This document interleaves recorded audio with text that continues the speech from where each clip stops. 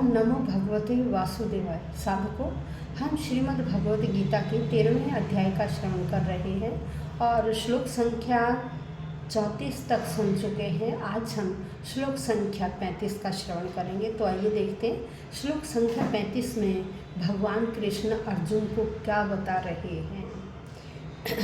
देखिए, इससे पहले भगवान ने बताया था कि हे अर्जुन, जिस प्रकार सूर्य पूरे ब्रह्मांड को प्रकाशित करता है, उसी प्रकार से जो शरीर के अंदर स्थित आत्मा है वह इस शरीर को चेतनता प्रदान करती है।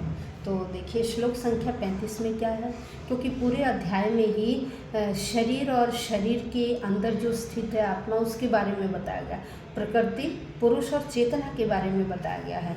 तो यहाँ कहा है कि जो व्यक्ति शरीर और शरीर के अंदर रहने वाली आत्मा को भली भांति जान जाता है, वही व्यक्ति उस परम पिता परमेश्वर को भी समझ लेता है और अंत में ऐसा व्यक्ति उस परम पिता परमेश्वर के वैकुंठ धाम को प्राप्त करता है। तो आइए श्लोक संख्या 35।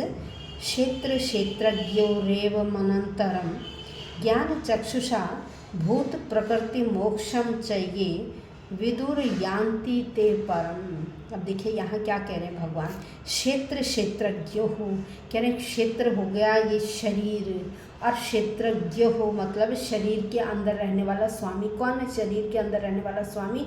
आत्मा है। कह रहे जो शरीर और इस शरीर के स्वामी अर्थात आत्मा को एवं इस प्रकार से अनंतरम बाद में ज्ञान चक्षुषा अपने ज्ञान की आँखों से, ज्ञान की दृष्टि से भूत प्रकृति, कह रहे भूत जीव और प्रकृति, प्रकृति से मोक्षम मोक्ष को ये जो व्यक्ति विदुः जान जाते हैं, यान्ति वो प्राप्त करते हैं, ते वे व्यक्ति परम उस परम पिता परमेश्वर के धाम को प्राप्त करते हैं।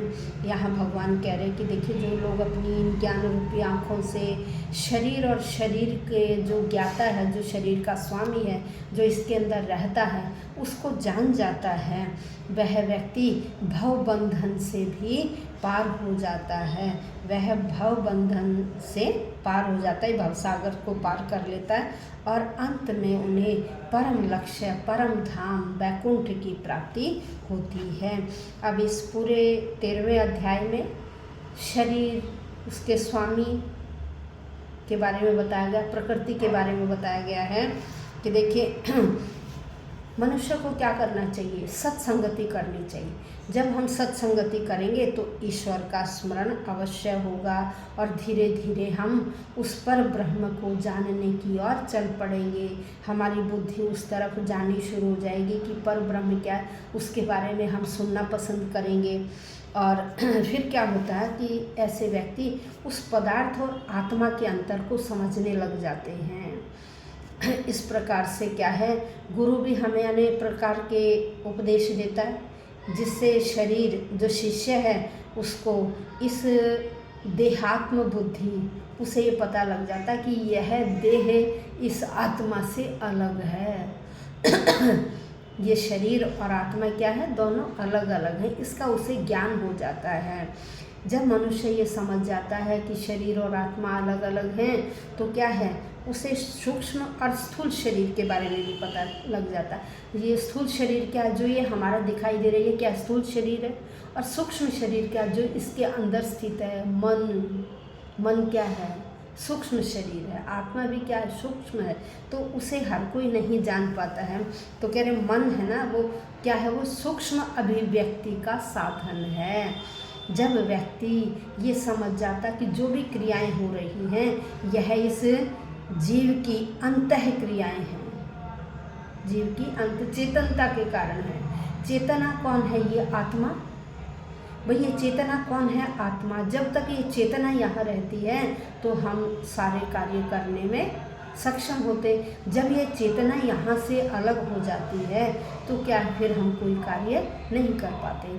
तो यहाँ बताया गया कि प्रकृति और चेतना, प्रकृति इस चेतना के माध्यम से, आत्मा के माध्यम से शरीर में कार्य करवाते हैं। तो इस प्रकार से भौतिक जो शरीर है वह इस चेतना के कारण ही कार्य करता है। जब व्यक्ति ये समझ जाता कि शरीर और शरीर का स्वामी अलग है, तो वह वास्तविक रूप में उस भगवान के परम लक्ष्य को प्राप्त हो जाता है। इस तरह से वह वैकुंठ धाम जाने का अधिकारी बन जाता है। तो ये सारी बातें भगवान ने इस 13वें अध्याय में बताई, प्रकृति, पुरुष और चेतना के बारे में। तो आज हमारा 13वां अध्याय कंप्लीट हो गया।